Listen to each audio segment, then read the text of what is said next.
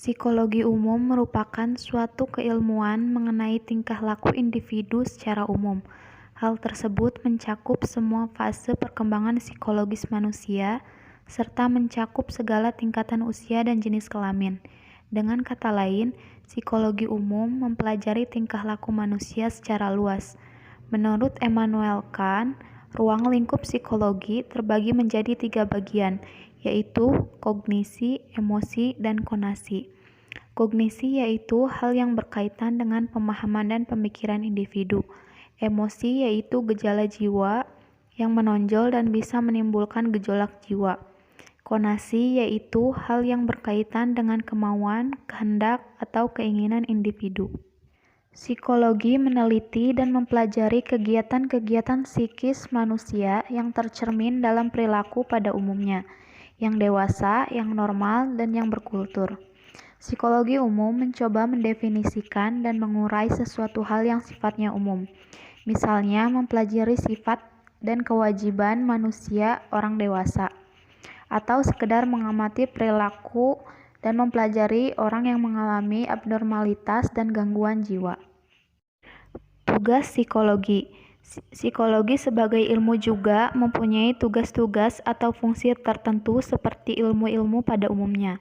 Adapun tugas psikologi yaitu 1. Mengadakan deskripsi, yaitu menggambarkan secara jelas hal-hal yang dipersoalkan atau dibicarakan. 2.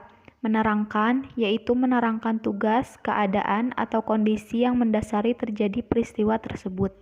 3. Menyusun teori, yaitu mencari dan merumuskan hukum-hukum atau ketentuan mengenai hubungan antara peristiwa satu dengan peristiwa yang lain. 4. Prediksi, yaitu membuat ramalan mengenai hal-hal yang mungkin terjadi yang akan muncul. 5. Pengendalian, yaitu mengendalikan atau mengatur peristiwa. Metodologi penelitian dalam psikologi. 1. Metodologi longitudinal. Metode ini adalah metode penelitian yang membutuhkan waktu relatif lama untuk mencapai suatu hasil penelitian. 2. Metode cross-sectional. Metode ini adalah metode penelitian yang tidak menggunakan waktu terlalu lama di dalam mengadakan penelitian. 3. Metode introspeksi. Metode ini adalah metode penelitian dengan melihat peristiwa-peristiwa ke dalam dirinya sendiri. 4. Metode introspeksi eksperimental. Metode ini adalah penggabungan metode introspeksi dengan eksperimen pada metode ekstrospeksi.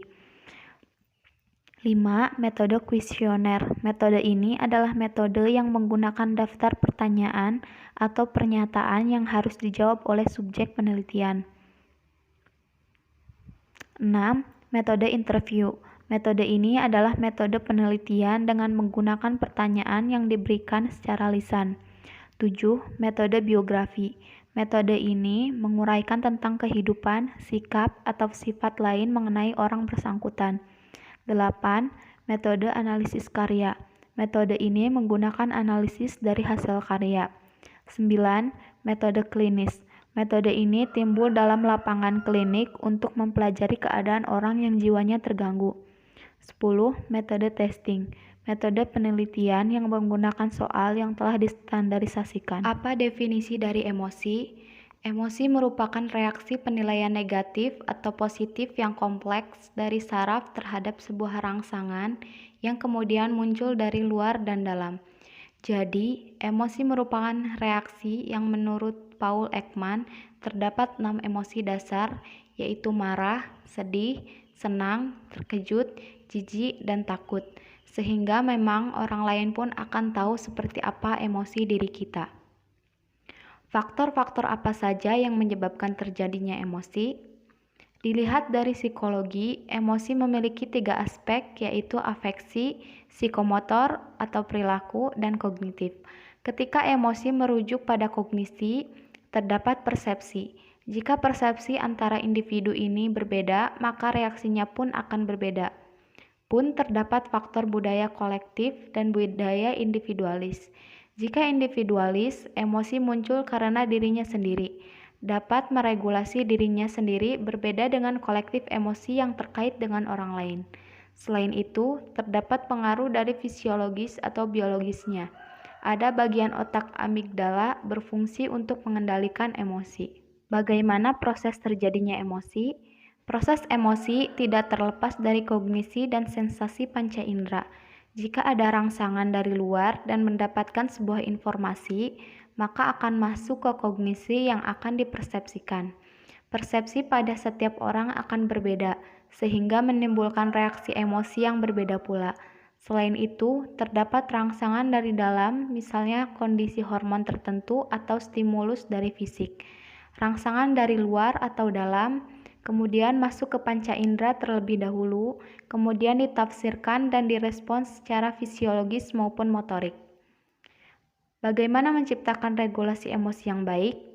Cara mengatur emosi mungkin bisa dilakukan oleh individu tertentu, namun tidak bisa digunakan oleh orang lain. Jadi, memang harus mencari cara yang tepat dan baik tanpa membuat destruktif diri sendiri. Namun, yang perlu diperhatikan ialah kognisi. Bukan sekedar meluapkan emosi, namun libatkanlah kognisi. Misalnya, saat marah, memikirkan, jika saya marah saat ini, apa dampak dan akibatnya? Jadi manusia punya bagian otak bernama prefrontal cortex, berbeda dengan hewan yang tidak memiliki.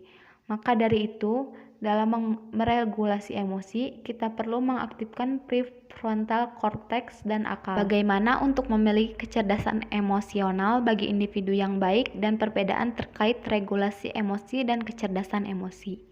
Beberapa orang menganggap bahwa regulasi emosi dan kecerdasan emosi itu sama. Intinya, mengasah emosi dengan melibatkan kognisi, sehingga saat ada stimulus yang akan menyulut emosi, libatkanlah dengan kognisi dan menghadirkan memori masa lalu yang terkait pengalaman saat ini. Pun menghadirkan semua komponen persepsi, problem solving, kemudian berpikir. Memang butuh proses, misalnya melatih diri dengan menahan emosi dan memikirkan akibatnya. Pun perlu menjaga kesadaran. Misal ada orang yang menjelekkan kita, kemudian berpikir jika marah apa akibatnya. Hal ini melibatkan kognisi dan pikiran untuk merespon emosi. Bisa dilatih sejak dini dengan memahami emosi.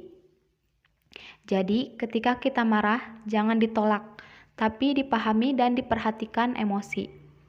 Maka dari itu, kita perlu untuk memberikan tempat bagi emosi. Ada saatnya kita merasa takut, sekali-kali kita memberikan ruang untuk merasa terkejut. Pun jangan melupakan aspek kognitif maupun akal kita, karena salah satu fungsi akal untuk mengendalikan emosi. Kepribadian seseorang berkembang melalui proses bertahap dan berlangsung seumur hidup. Kepribadian seorang hanya dapat berkembang dengan bantuan orang lain. Dari gambaran atau cermin diri yang diberikan orang lain kepada kita membentuk kepribadian dalam diri. Faktor pembentuk kepribadian. 1. Faktor prenatal atau prakelahiran. Seseorang anak berada dalam kandungan selama 9 bulan 10 hari. Selama itu beberapa hal dapat mempengaruhi perkembangannya. Penyakit yang diderita ibunya bisa mempengaruhi pertumbuhan dari sang bayi yang ada di dalam perut. Keadaan kandungan juga mempengaruhi perkembangan kepribadian anak yang dilahirkan. Akibat kondisi yang tidak menguntungkan dapat menyebabkan bayi tersebut terlahir dengan beberapa kekurangan. Semua itu dapat mempengaruhi pembentukan kepribadian. 2. Faktor biologis. Faktor biologis berpengaruh dalam membentuk beberapa ciri kepribadian seseorang, namun tidak menentukan semuanya. Faktor biologis akan berkembang secara optimal bila mendapat pengaruh positif dari lingkungan. Secara biologis, terdapat 3 faktor yang mendasar, yaitu ciri fisik biologis. Setiap manusia memiliki ciri fisik berbeda yang diwarisi dari orang tuanya. Ada orang yang berbadan tinggi dan gagah, namun ada yang berbadan kecil dan pendek. Perbedaan fisik biologis ini memberikan pengaruh pada ciri kepribadiannya. 2. Ciri psikologis. Sebagian dari sifat dasar yang diwariskan orang tua adalah faktor kejiwaan atau psikologis. Unsur kejiwaan terdiri dari temperamen, emosi, nafsu, dan kemampuan belajar. 3. Tingkat kecerdasan.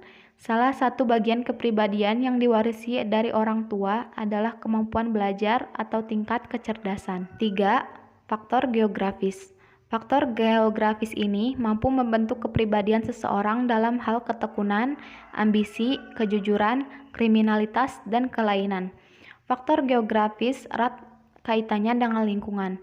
Lingkungan merupakan segala sesuatu yang ada di sekitar, baik keadaan fisik, sosial, maupun budaya. Berikut penjelasannya. Pertama, lingkungan fisik. Lingkungan fisik termasuk dalam iklim, tipografi, dan sumber daya alam. Hal ini mempengaruhi masyarakat yang tinggal di dalamnya. 2. Lingkungan sosial. Faktor lingkungan sosial bersifat dinamis, yang artinya faktor tersebut tidak bersifat permanen dan akan terus mengalami perubahan.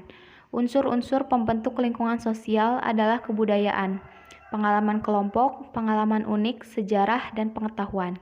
Unsur-unsur tersebut memberi pengaruh terhadap individu yang terlibat dalam lingkungan sosialnya.